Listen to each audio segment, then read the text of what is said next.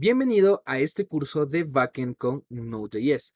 El día de hoy vamos a entender y aprender un poco sobre lo que es la arquitectura de software relacionada con la creación de servidores. Vamos a ver una de las varias formas en la que nosotros podemos estructurar nuestro proyecto de tal forma de que tengamos una aplicación escalable, entendible y muy fácil de mantener. Entonces, vamos a ello.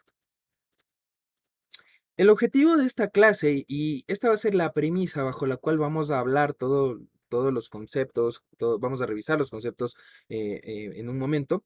Esta premisa es que queremos tener una arquitectura de software totalmente escalable. Definamos la escalabilidad.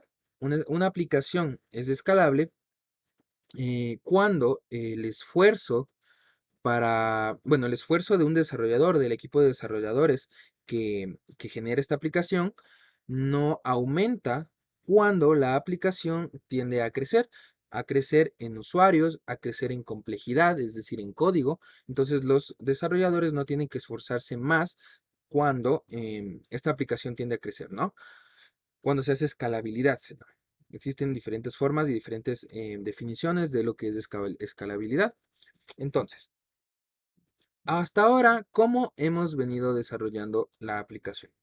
Nosotros simplemente dentro de un archivo definíamos varias cosas. En un archivo creábamos el servidor. En un archivo definíamos las rutas que iba a tener ese servidor. En un archivo definíamos también los métodos HTTP que se definían en cada una de las rutas. En el mismo archivo definíamos lógica de negocio. La lógica de negocio es esos códigos, esas estructuras de control que permiten manipular los datos de la forma que nosotros queremos. Entonces, todo esto no es correcto, no es para nada correcto, ya que, bueno, tal vez un ejemplo de un servidor que tiene simplemente dos rutas, puede que se va a tener todo en un solo archivo, en un index.js. Pero imagínense un servidor en producción, un servidor real. Puede llegar a tener miles de rutas fácilmente. Entonces, imagínense en colocar 1000 rutas en un archivo. Sería muy complicado. Sería negligente hacer eso en un ámbito productivo. Ahora vamos a tratar de pasar de esta arquitectura a esta de aquí, que es la que tenemos. Entonces, vamos a hacer un gran cambio. Listo. Entonces voy a explicar un poco el gráfico que nosotros tenemos justamente aquí.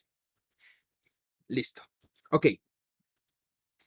Esto es básicamente todo el sistema que nosotros estamos intentando, bueno, que comúnmente se construyen sistemas, servidores, APIs, se hacen de esta forma, ¿no? Aquí he tomado un ejemplo de unos usuarios y unos productos, pero estos conceptos se aplican a cualquier dominio, cualquier problema que tú quieras resolver. Entonces, primero comenzamos con el Internet.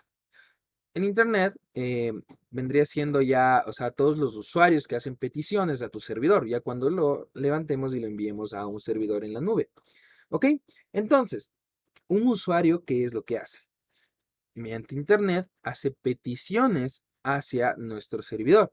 Entonces, en primera línea de nuestro servidor vamos a tener un archivo que se llama server.js, este de aquí.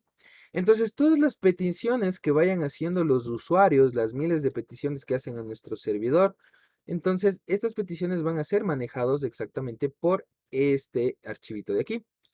Entonces, dentro de este archivo lo que vamos a tener es la configuración del servidor como tal.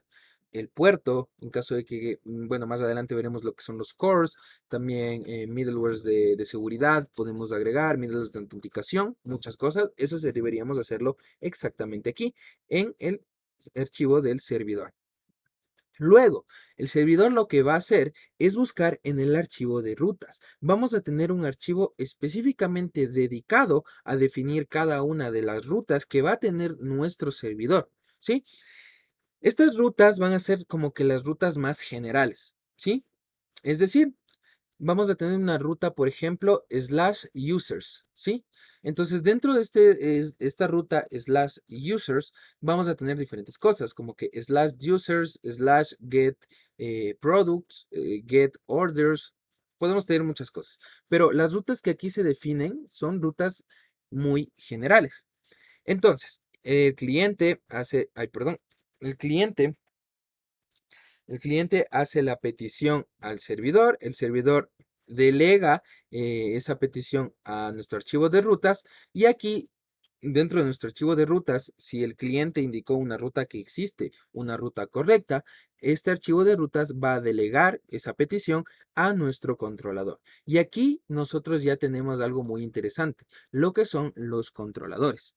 Un controlador, bueno, en el área web, ya hablando generalmente, es una entidad encargada de manejar todas estas peticiones, es decir, de manejar netamente todo lo que tiene que ver con el protocolo HTTP, los gets, los puts a una u otra URL, todo lo que son el objeto request, el objeto response, lo va a tener que manejar el controlador. Entonces aquí yo he visto de un ejemplo lo que un controlador de usuario. Y aquí podemos ver también un poco de la nomenclatura que a mí me gusta utilizar. Me gusta darle un nombre a este controlador. Casi siempre ocupo el mismo nombre que defino aquí en la ruta. Si aquí la ruta es /users, aquí el controlador se llamará users.controller.js. Entonces, esto simplemente es una nomenclatura, ¿no? Que a mí la verdad me gusta bastante y me ayuda a identificar qué archivo es un controlador, qué archivo es un modelo, un servicio. Bueno, ya vamos a ir viendo todo eso en la práctica. Entonces, en la ruta ya delega al controlador esta, la ejecución o la resolución de esta petición que ha hecho el cliente. Aquí el controlador solo se encarga de utilizar lo que son los servicios. ¿Y qué son los servicios? Aquí ya ve, aquí dentro de los servicios nosotros vamos a colocar todo lo que es la lógica de negocio. Toda esa estructura de control, todos esos datos, ese flujo de la información que nosotros manipulamos, tienen que ir dentro de los servicios. Por ejemplo, si nosotros queremos hacer la autenticación de un usuario, toda esa lógica de autenticación, es decir, que me mande un correo, una contraseña, que esa contraseña sea mayor a 8 caracteres, que el correo sea válido, todas esas validaciones y con la conexión a la base de datos debe suceder directamente aquí, en los archivos dedicados a los servicios de nuestra aplicación. Es un error garrafal el incluir lógica de negocio dentro de los controladores. ¿Por qué? Porque básicamente, recuerden nuestra premisa, nosotros queremos hacer una aplicación escalable. Entonces, si nosotros queremos en algún momento hacer algún cambio, siempre será más fácil hacer un cambio directamente en un solo archivo que cambiar un montón de archivos, ¿no? Archivos que se intercomunican, código que se intercomunica. Entonces, lo más fácil es tener la lógica encapsulada en un solo lugar. Entonces, de esa forma, si hacemos un cambio, digamos, en los servicios, en la forma de autenticación, por ejemplo, ya no queremos que los usuarios se autentiquen con usuario y contraseña, sino ahora con GitHub, con Google. Entonces, esos cambios serían muy complicados si tendríamos mezclada la lógica de negocio entre los controladores y los servicios. Sería mucho más fácil en que toda esa lógica esté dentro de un servicio. ¿Por qué? Porque para el controlador va a ser totalmente transparente la forma en la que se hace la autenticación. Es decir, el controlador te manda el usuario y contraseña que el usuario mandó por el body del protocolo HTTP, del método GET, método POST, por ejemplo. Entonces ya, el controlador simplemente toma esa información y le dice, toma servicio, ahí verás tú qué haces con esos datos. Entonces el servicio, aquí ya nosotros podemos hacer la autenticación que queramos y el servicio le va a responder al controlador, le va a decir, ya, este usuario sí, dale acceso a los datos. Como que este usuario no le des acceso. Entonces el controlador simplemente delega, envía esos datos al servicio y el servicio contiene toda esa lógica de negocio. Entonces, de esta forma, como ustedes pueden ver, ya tenemos todo el código un poco más modular y más entendible. Y también hacer cambios ya no es tan tedioso, ya que todo tiene su puesto, todo tiene su responsabilidad y de esta forma es sencillo. Si nosotros que queremos cambiar el método de autenticación, modificamos el servicio. Que queremos aumentar una ruta, modificamos solo el controlador. Pero imagínense si tendríamos que hacer lo mismo aquí, en esta arquitectura. Tendremos que buscar en 1 millón de líneas de código, buscar la ruta como tal, y de ahí esa ruta cambiarle, y de ahí ver que la lógica de negocio no se rompa. Bueno, un montón, una cosa muy tediosa. Entonces, con esta arquitectura es más entendible. Por último, aquí tenemos nosotros los modelos. Esto ya lo vamos a utilizar un poco más adelante cuando hagamos persistencia de datos, es decir, conexiones a bases de datos, pero los modelos no son nada más que una representación de todos los datos que representan una entidad, ¿no? O sea, un usuario. ¿Qué datos tiene un usuario? Nombre, apellido, dirección, ya. Entonces, esa estructura de datos, ese conjunto de datos, nosotros lo agrupamos bien bonito dentro de un archivo que se llama, bueno, dentro de lo que se considera un modelo. En este caso, siguiendo la nomenclatura, yo le he puesto users.model.js y creo que en este momento no van a poder observarlo porque estoy tapando con mi cámara, pero en este momento lo soluciono. Listo, aquí pueden verlo mejor. Entonces, miren, aquí están, tenemos los modelos y aquí dentro va a ir todo como que esos datos que va a tener cada una de nuestras entidades, ¿no?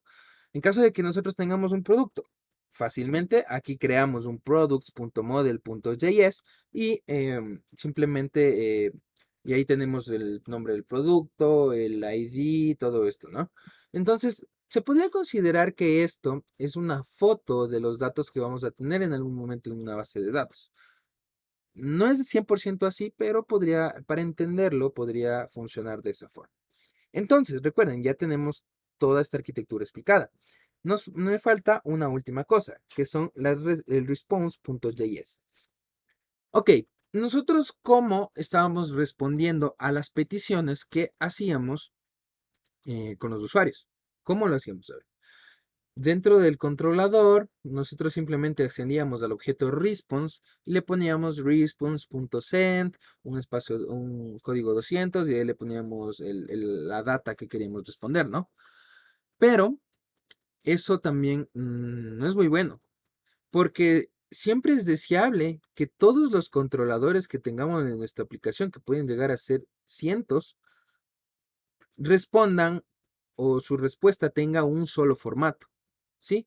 Es decir, que las respuestas de cada uno de estos controladores, digamos, tenga un mensaje, tenga un error, tenga, no sé, alguna información interesante. Entonces, esto de aquí ya se va a ver un poco mejor en la práctica, pero les adelanto que ya una vez que el controlador envió los datos al servicio y el servicio hizo lo que tenga que hacer con esos datos y le responde al controlador, para que el controlador pueda responder y enviar esa data a los clientes, debe primero enviarlo a este response.js, a este módulo de respuestas, y este módulo de respuestas va a ser el único que va a retornar respuestas a nuestros usuarios.